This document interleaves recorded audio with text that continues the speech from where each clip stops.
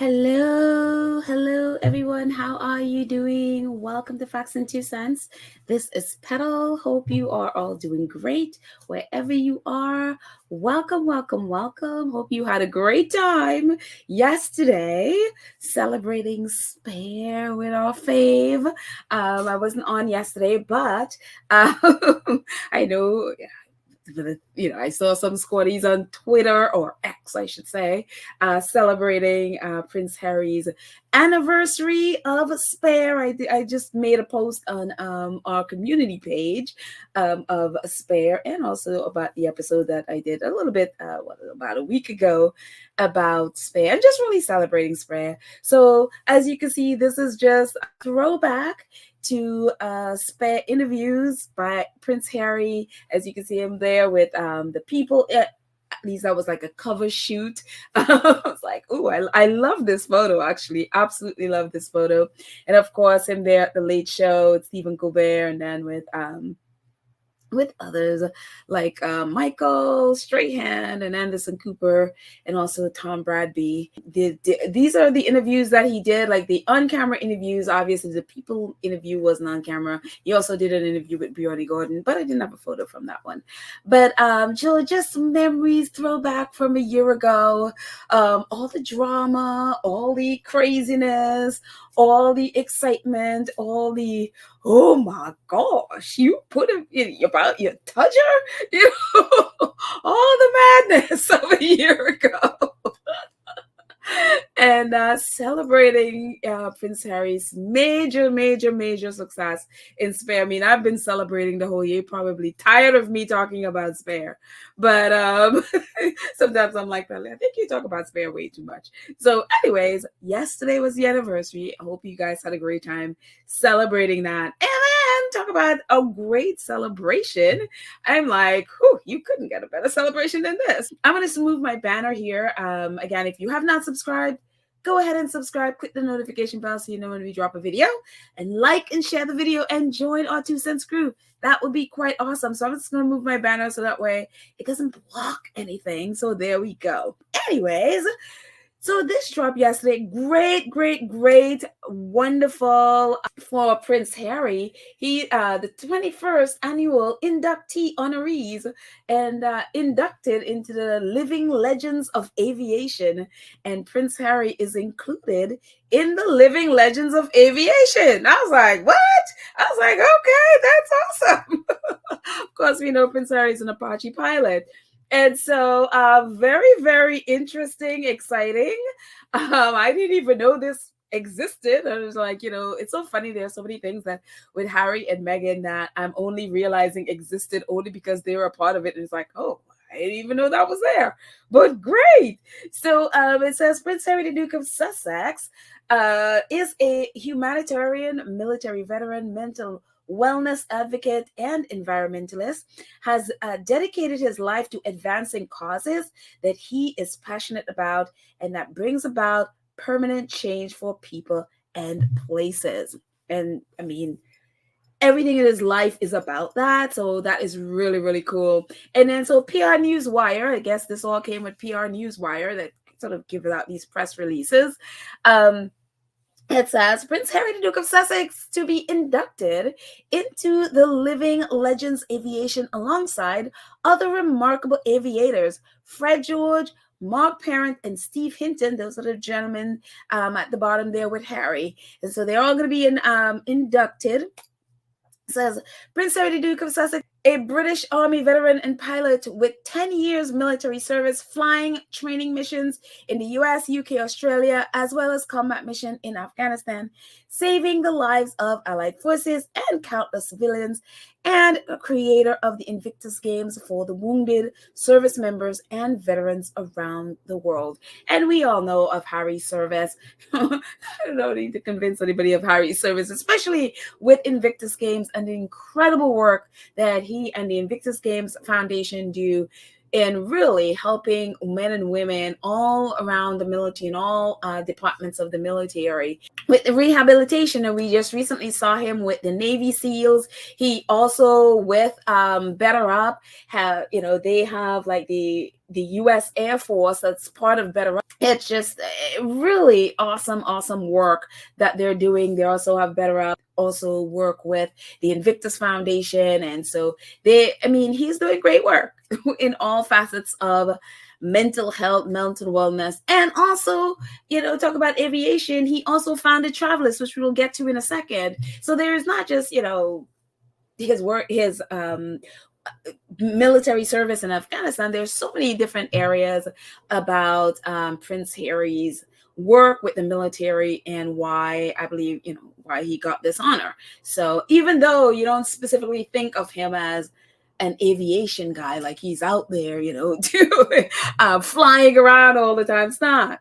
But I think it's a combination of all the things that he does and he did, and that they decided to nominate him for a legend of aviation. So, or at least living legend of aviation. So kudos to Prince Harry and all the other gentlemen. A little bit more about the event. It says, following the Legends tradition, the program will include Flown West tribute to 4 legends who have flown west. Since the Legends' last gathering, they include jet pilot, musician Jimmy Buffett, pilot and actor Treat Williams, Gulfstream past President Larry Flynn, and explorer Hamish Harden.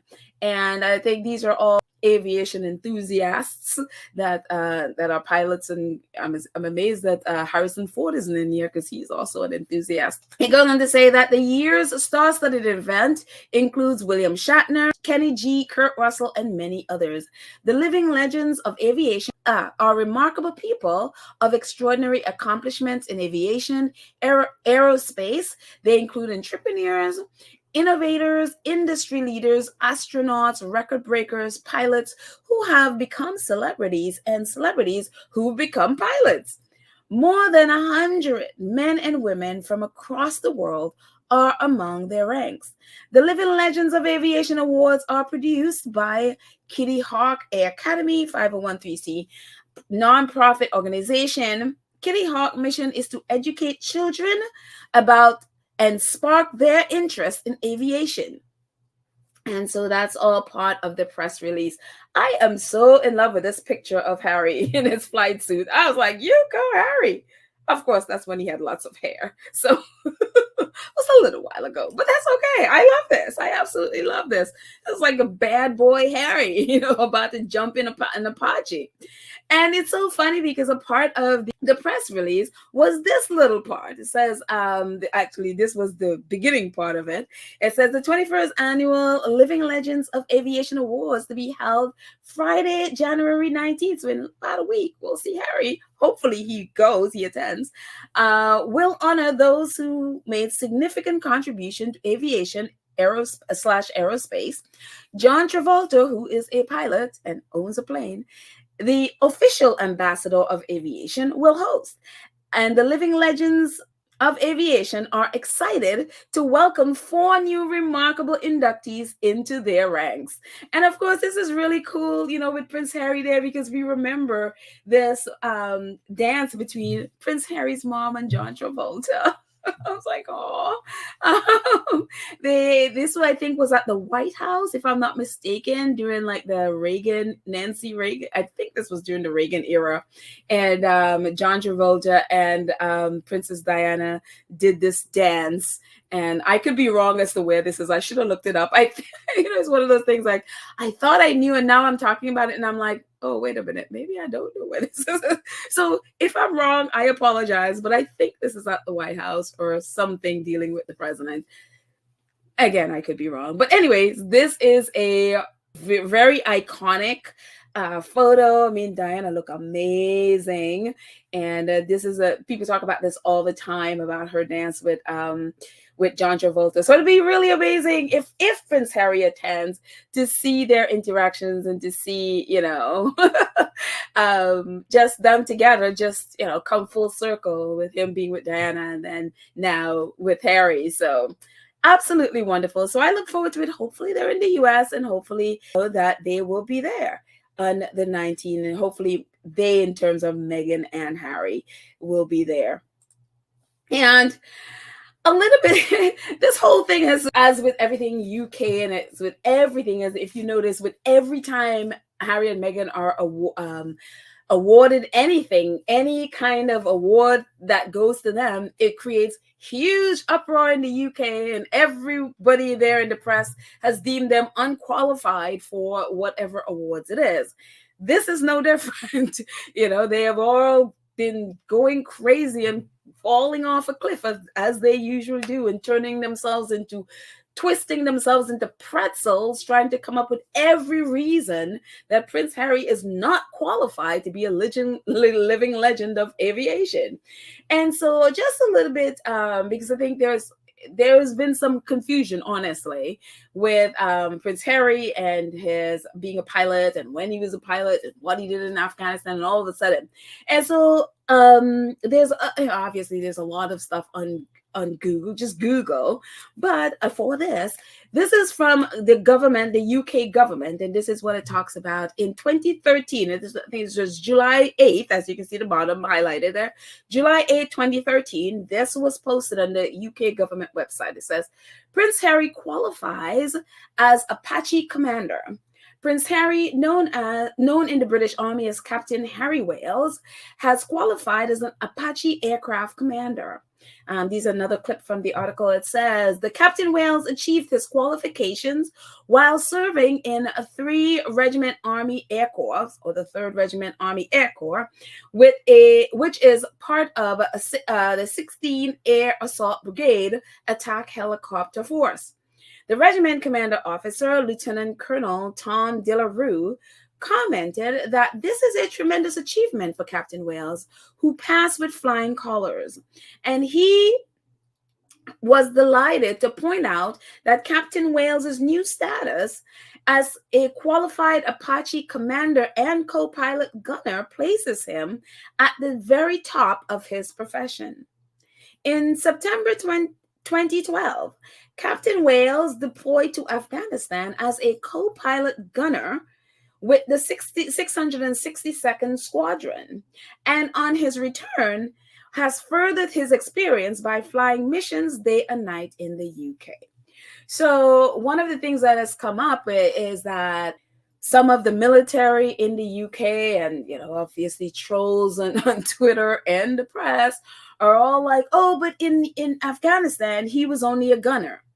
And so one of the things that has been and I think it wasn't explained, so I think there's a little bit of confusion about what Harry did in this aircraft. If you've seen pictures of Harry in this aircraft, you see him, at the front, and he's doing his flight checks and all of that stuff, front of the helicopter. How a Apache helicopter is built. It's built with two pilots. There's one in the front and one in the back. There's an elevated seat in the back. Both seats, the front seat and the back elevated seat, are both equipped with the same equipment.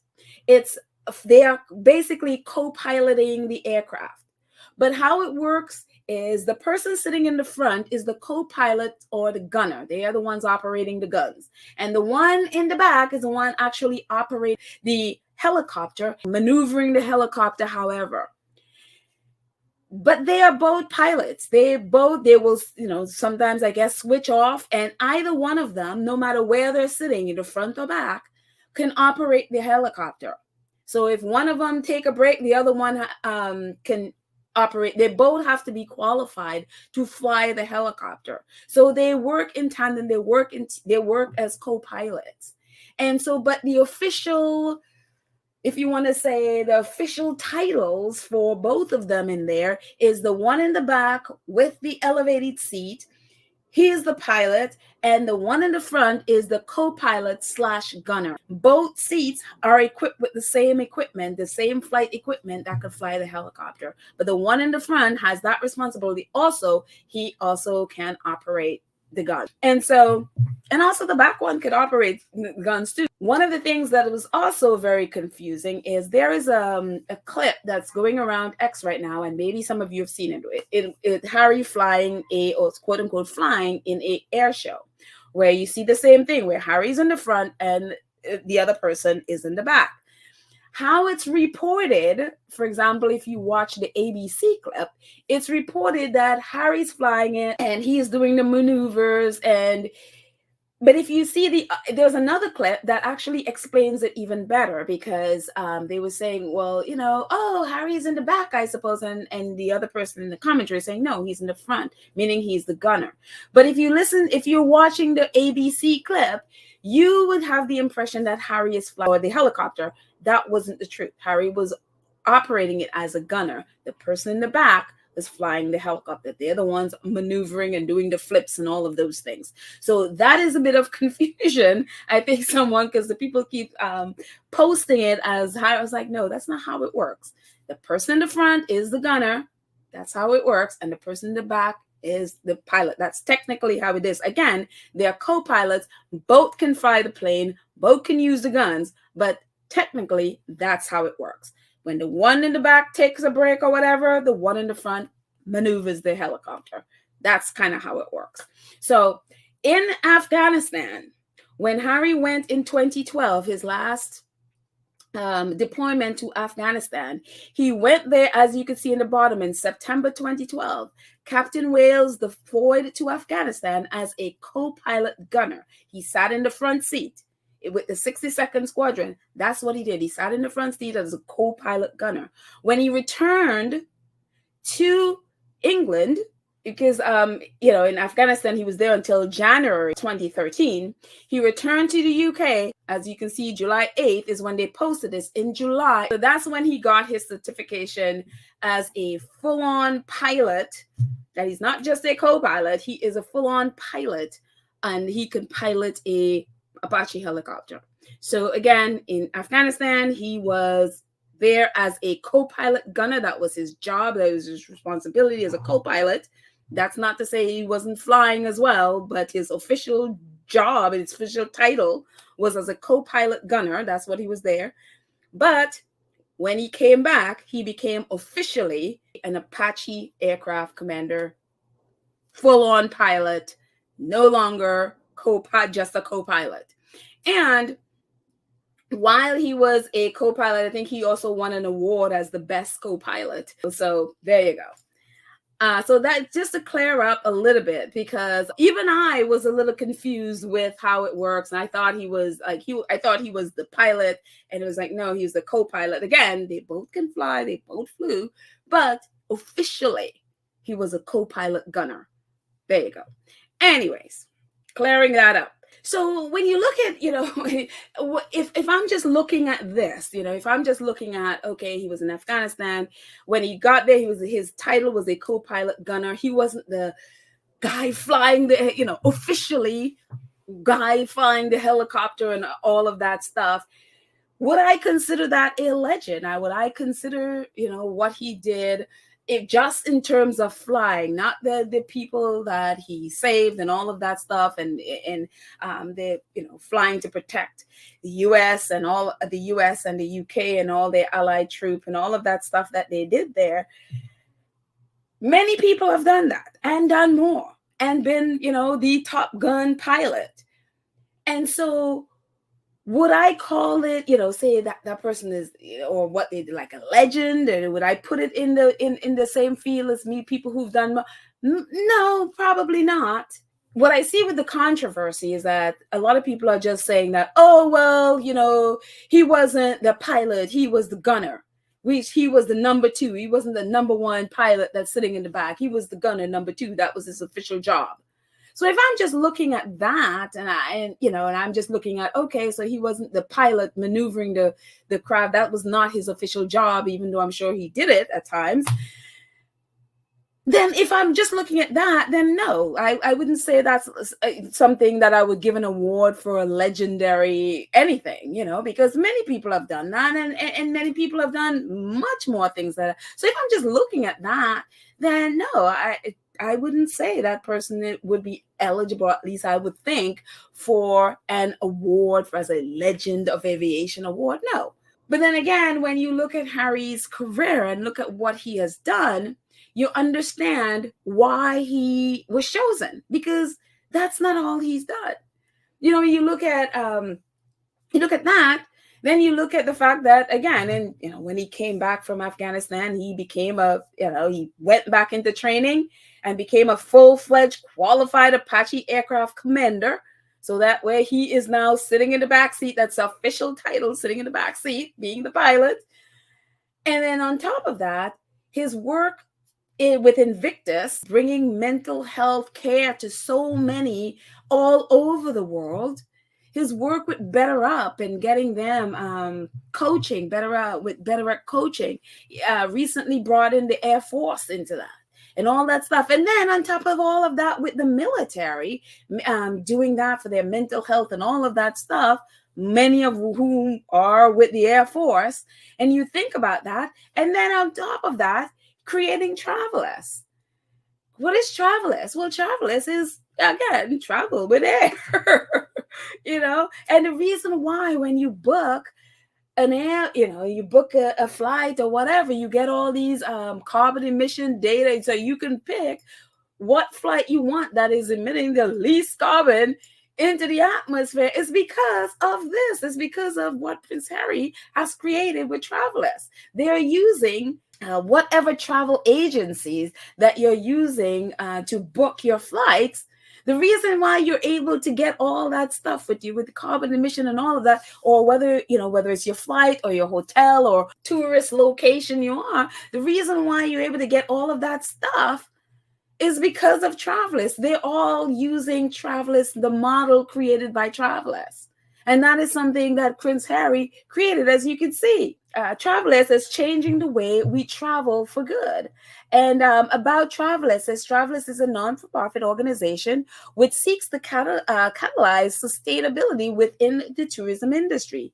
Founded by Prince Harry, the Duke of Sussex, in 2019, and growing global coalition includes some of the biggest brands in travel: Amadeus, Booking.com, Expedia Group, Google, Skyscanner, Travelport, Trip.com groups, TripAdvisor, and Visa. All of these organizations are now working with Travelers.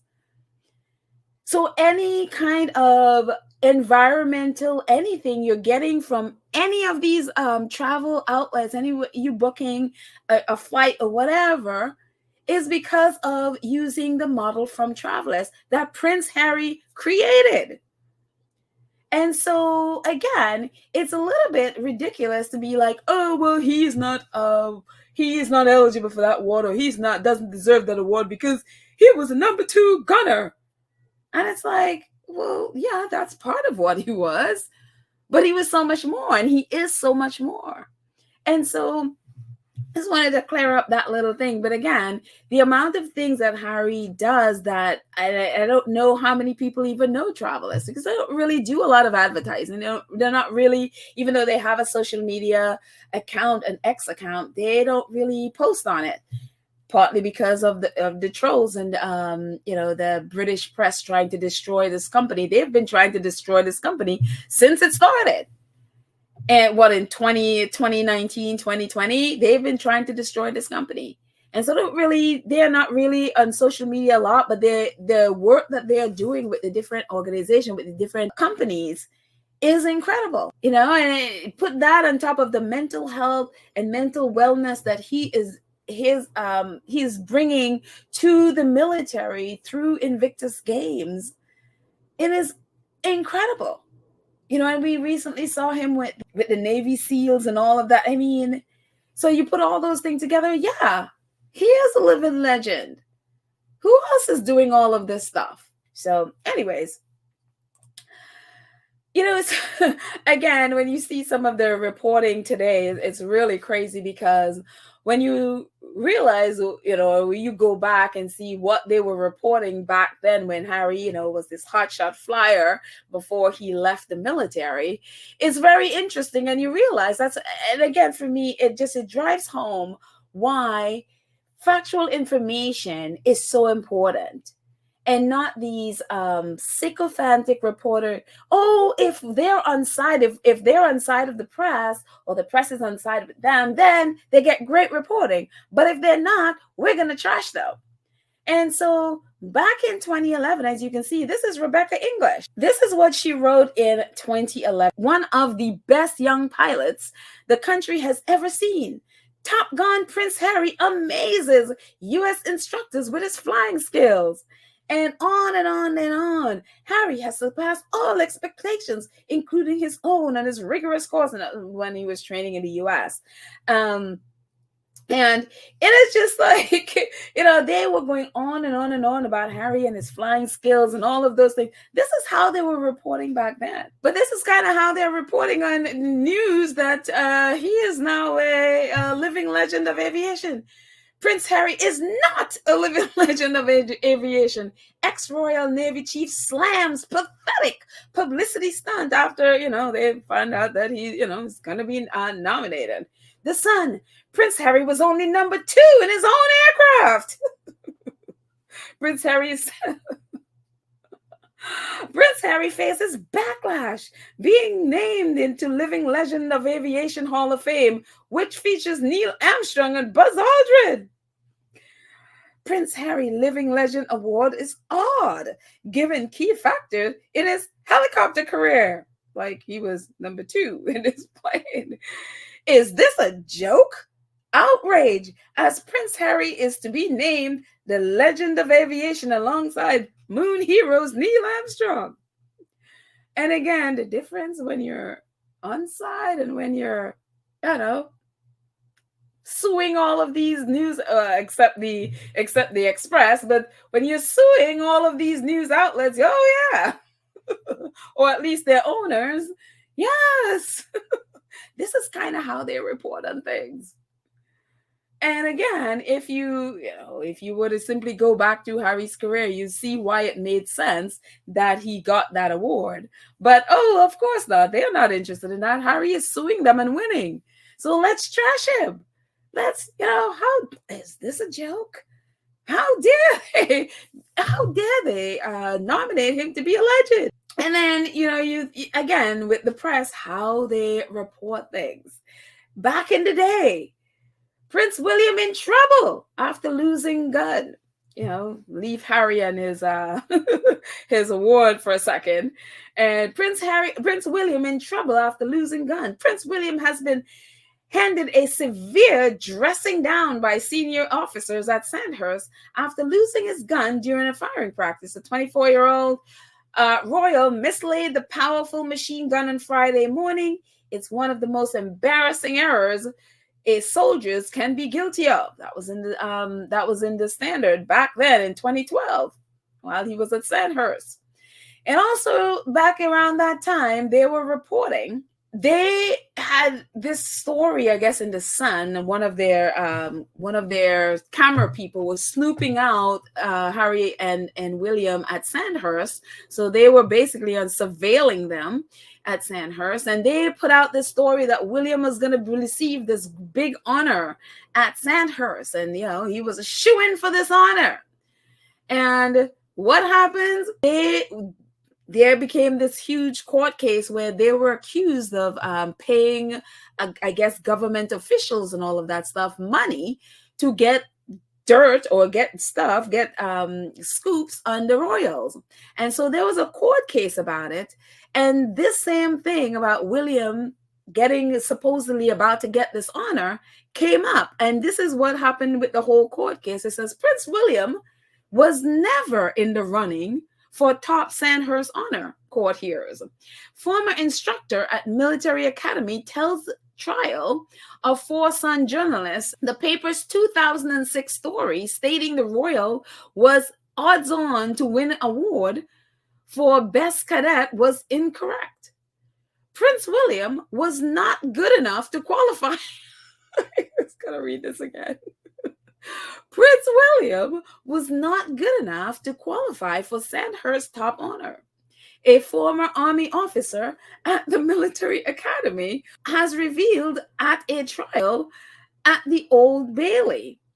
Lieutenant Colonel retired Roy Parkinson told jurors at the trials of 4 Sun journalists that the Duke of Cambridge was in the top third in his year, but was never in the running for the institution's coveted Sword of Honor. Parkinson told the court that a report in the Sun in 2006 was incorrect when it claimed the royal was odds on to win the award, which is given to the military academy's best cadet each year. And in 2006, the year William trained at Sandhurst, was won by a female colleague.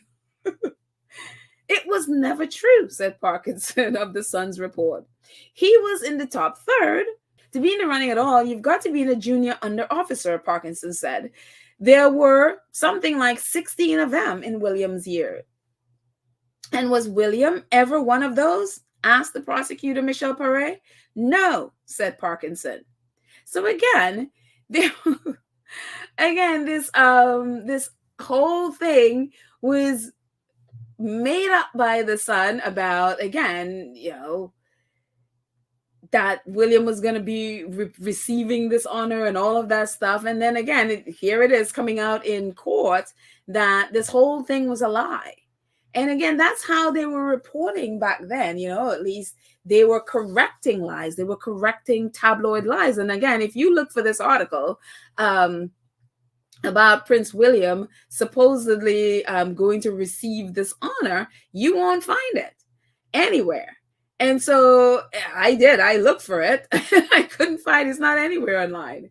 And so it's really interesting for me how they reported back then, how when the tabloids wrote lies, the Guardian went in and corrected it, and how the Standard are exposing William, getting into trouble for losing his gun and all that stuff. And it was just very interesting to me how back then they wrote very differently about William. And if you were to read now, apparently the same Sandhurst apparently just put out a book of their 200 most notable cadets that passed through Sandhurst. And they left Harry out, other than a little bleep of his name mentioned when they said William couldn't go to Afghanistan the same as Harry because of where he is in line up for the throne. And the whole press a few days ago were celebrating the fact that Sandhurst snubbed Harry. The same press, they were jumping for joy. Oh my gosh, Harry was snubbed by Sandhurst. He was kicked to the curb. And what happened? The same Sandhurst that William wasn't very good at. What did they do? Harry snubbed by Army book on notable soldiers. William writes its forward. That's right. Whomever this person is from Sandhurst decided to write this book, 200 most notable people, completely left out Harry, even though all the things that Harry has done after, because it's supposed to be people who passed through Sandhurst and then went on to do incredible things.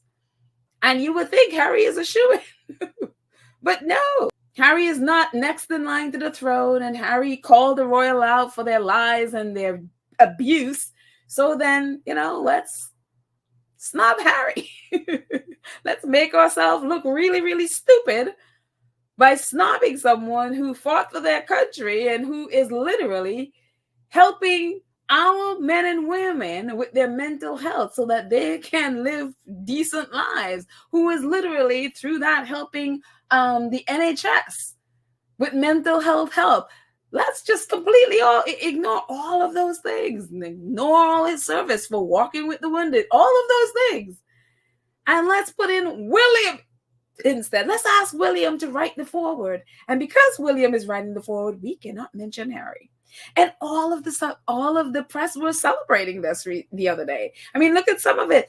Prince Harry snubbed by British Army book in notable soldiers as brother, writes William writes forward. Prince Harry left out of Sandhurst alumni book while Prince William writes his forward. I mean, you get the you get the gist. Prince Harry suffered snub as royals army comments. William selected in the list and penned the forward. Former British Army Commander Richard Kemp pointed out that whatever. You get the gist. And so when you see stuff like that, one, you can't take this book seriously, for one thing.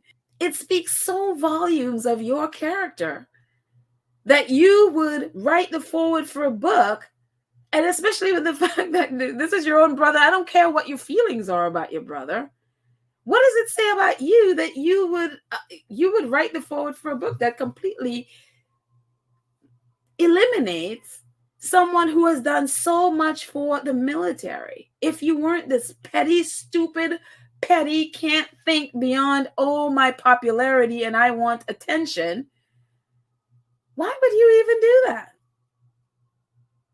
And again, you think of the military, and you see this in so many different situations. With Spare, you saw companies, for example, like a TK Maxx and all of these companies just completely put their credibility on the line to kiss up to the royal family.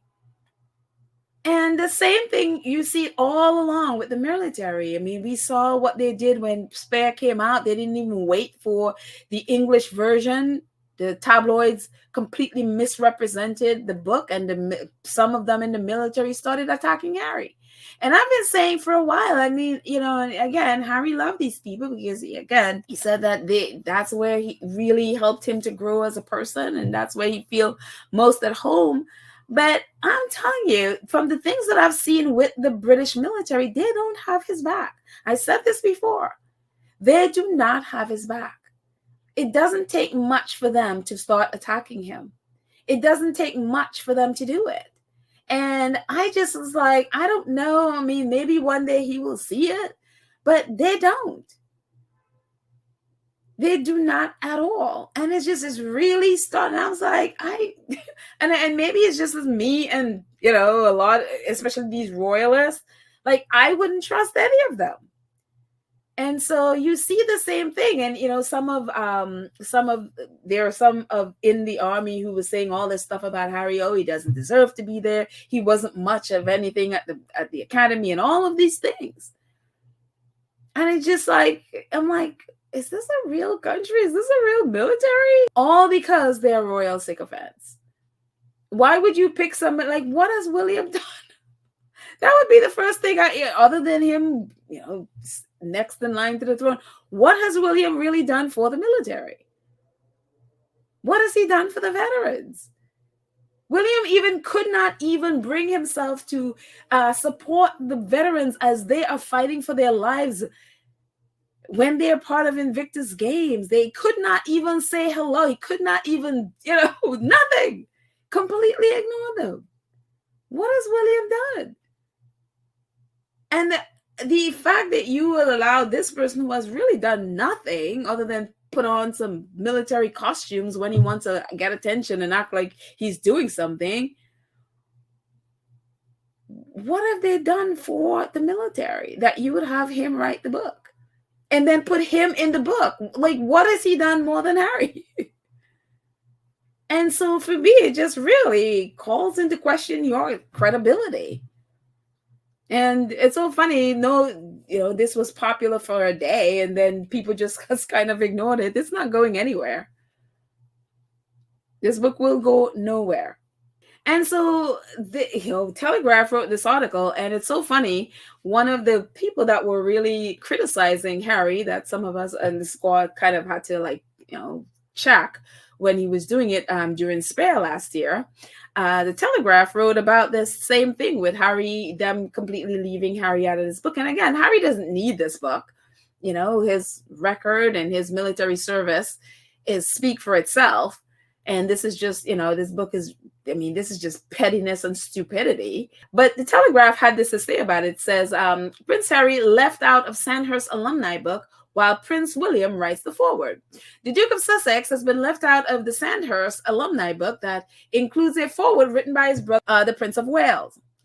They also served 200 people who trained at Sandhurst. Author Vaughn Kent Payne explores exceptional graduates who have gained recognition beyond the armed forces. Again, this is very important. They're very important. These people, these exceptional people who have gained recognition beyond the Air Force. And you picked William over Harry. Okay. However, while alumni includes the Prince of Wales, Winston Churchill, Tim Peake, Prince Harry only received a small mention in a passage about his brother. It reads, William's status as future king meant that he could not be deployed in in operation like his younger brother Harry. That's the only mention of Harry in the book. Ben McBean, he was the one that was criticizing Harry in Spare. A former Royal Marine and double amputee who inspired Prince Harry's Invictus Games said, the omission from the book was a bit petty. He's done enough to be in there, he told the Telegraph. He's done more than most. But people forget that. Afghanistan twice, pilot, set up Invictus Games. I think he's done enough to be in there. The reason he's not is probably because he's fallen out with his family. I'm pretty sure if he hadn't, he'd be in there. And I think he's right. I mean, I don't always agree with Ben McBean. Again, we have to pull him up with his ridiculous comment before he even read the book. I don't even know if he read it. But I have to agree with him here. This isn't about Harry's military service. It isn't about his what he has accomplished and his, you know, what he's accomplished while he was at Sandhurst, or what he's accomplished after, which is more than the majority of them. It's because of his relationship with the royal family, with the royal household, and him calling them out for their abusive wickedness. Him not being in that book has nothing to do with his military service at all. It's because, in order for us to get William to do the foreword, we can't have his brother there. In order for us to get the future king, because we want to stay on side of the future king, in order for him to do it, we can't have the person there who has done more for the military probably than anyone else. We can't have him there. We can't honor him because, we have to have the future king who has basically been ignoring, other than when he wants to dress up and act like he is something.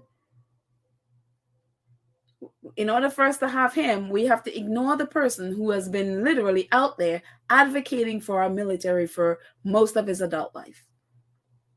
Unbelievable. So anyway, and again, Prince Harry doesn't need this mask. So it is what it is. Anyway, moving on to other real world stuff. Nelson Mandela says, we know too well that our freedom is incomplete without the freedom of the Palestinians. And Nelson Mandela, when he was alive, was one of the biggest champions for Palestine and for Palestine's freedom and protesting and all of those things that he did against Israel's apartheid in Palestine. Obviously, Nelson Mandela knows a thing or two about apartheid. And he would call it out, and he was a major advocate, one of the biggest advocates for Palestinians. There is even a square, he has a statue in Palestine. And today, Nelson Mandela would have been incredibly proud if he was alive, as today is, or at least was, it was earlier today, that South Africa brought its case against Israel for genocide in Palestine. And so it was incredible. Was an incredible team of lawyers, legal experts from South Africa and from other places as well, who presented their case to the court in Hague about what Israel has been doing. And it's really great to see the Nelson Mandela, I guess that's their foundation, tweeted. It says, the Nelson Mandela Foundation extends support to the South African legal team as they appear before the International Court of Justice today, wishing them strength and success in their pursuit of truth, justice, and peace. Hashtag ceasefire now. You'd be very, very, very proud of the men and women who were there fighting for the cause of Palestine. And again, he's one of the biggest advocates against Israel's oppression and apartheid in Palestine. And these are some of the lawyers. And this is the team that was there today presenting their case in front of the world. And you wouldn't know it if you're in America or the UK, because not one Western outlet carried this live. Not one of them. And I've been talking about the disgraceful behavior of Western media throughout this entire genocide. That literally, it is for me, news outlets in the UK and the US, they're just government propaganda. And right now, and on top of that, just PR for Israel.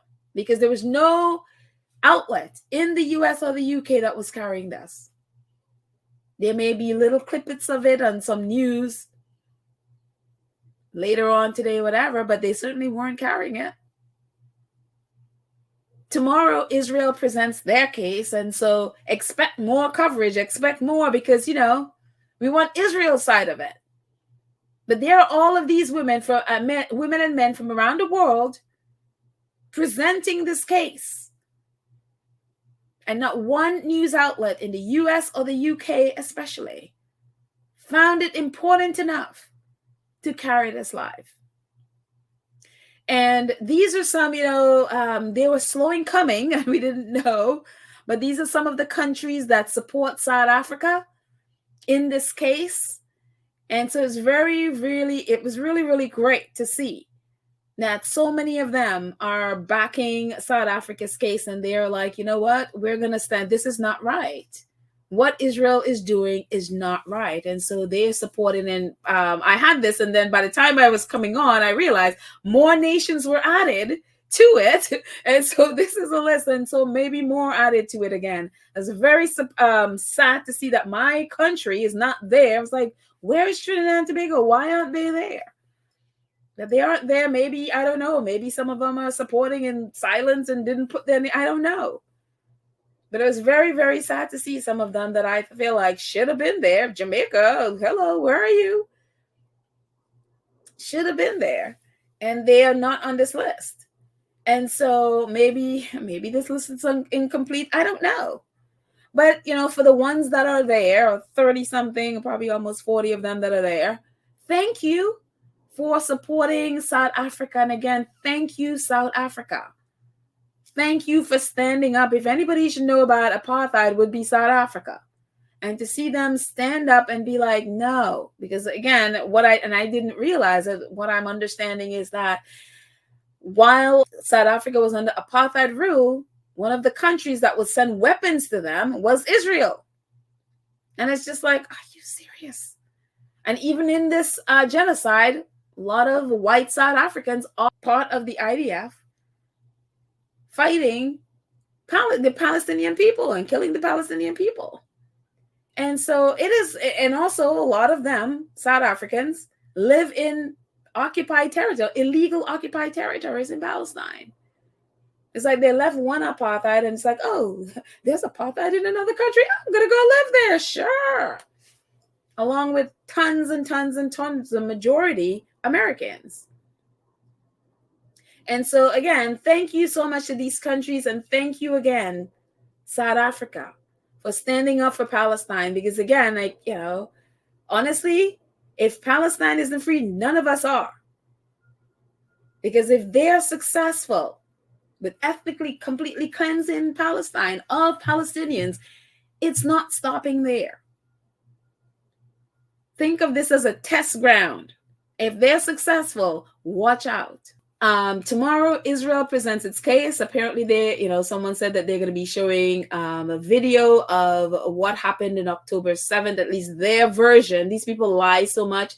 That thing must be edited. I don't know. I'm sure it's edited in 50 million ways. Apparently, they're going to be showing that some maybe of that video as well. That's going to be tomorrow. Expect more coverage because, again, according to the press and how they have been reporting, Israeli life is more important than Palestinian life. And that's what they've been doing this whole time. So, and this is the square. This is the statue of Nelson Mandela. As you can see on the left, the first photo is a statue of Nelson Mandela. And it says, Palestinians in the Nelson Mandela Square in Ramallah pay tribute to South Africa the night before we take Israel to the ICJ, which is the court, for war crimes, moved to tears. This is the right side of history. Amanda Awetha, From the River to the Sea, via African artists, against apartheid on IG. And so they were again at Nelson Mandela Square in solidarity and thanking South Africa and their biggest champion, Nelson Mandela. Anyways, moving on. this is great. Even Fox News is right once in a while. It was a little surprising to be like, Fox News, oh, okay. It says Selena Gomez, Prince Harry, and other celebrities leading mental health advocacy. Let's discover how celebrities from Demi Lovato and Prince Harry have courageously shed light on mental health struggles. In recent years, an increasing number of celebrities have courageously stepped into the spotlight to share their personal struggles with mental health, sparking crucial conversations and reducing the stigma around these issues. Their candid discussion not only shed light on the pervasive nature of mental health challenges, but also serves as a beacon of hope and inspiration for millions worldwide. And so they listed a bunch of people, obviously Demi and Selena Gomez and quite a few others. But this is what they said about Prince Harry and Meghan. Prince Harry and his wife Meghan Markle, the Duchess of Sussex, have been a driving force in the mental health advocacy space.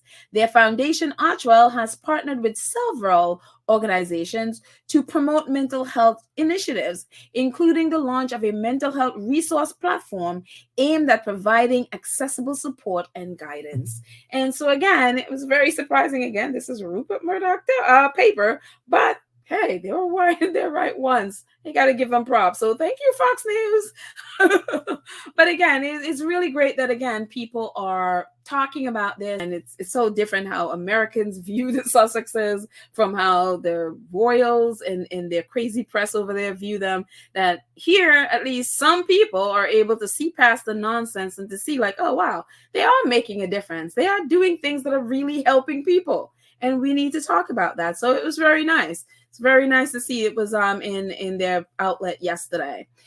And if you want a little bit more about Spare and you want to know about Spare Romania, thank you, Josephine on X, for posting this. I wouldn't have seen it unless she had posted it.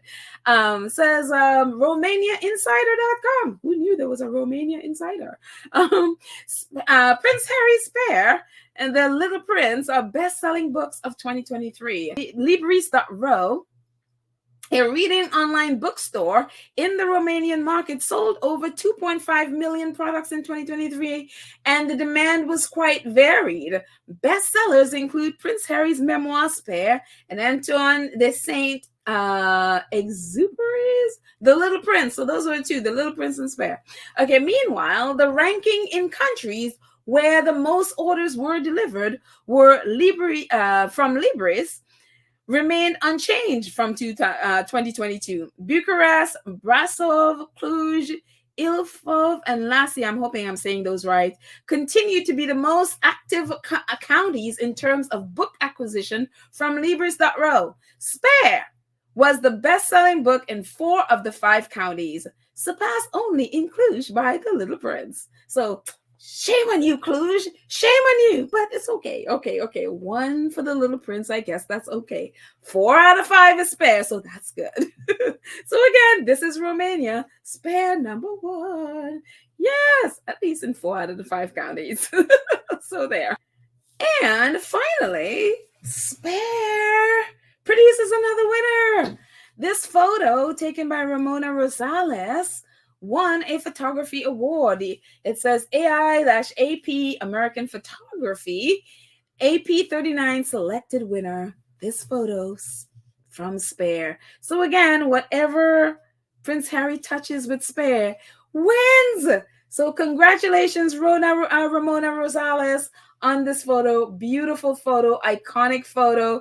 I mean, you don't even have to put Prince Harry in Spare. Anybody sees this knows what it is and who it is. Really iconic. Congratulations to you both. So there you go. But anyway, that's it, guys. Thank you so much to our awesome moderators, Lydia Trishnelli, Karen M, Cookies and Cream, Black Queen. You are awesome. Thank you. And to our amazing 2 Cents crew who support the channel on a monthly basis. You are most awesome. Thank you so much for your support. And to all of you who support via PayPal or Cash App, thank you. Much appreciated. So that's it, guys. Thank you so much for hanging out with me. I look forward to chatting with you soon. Bye.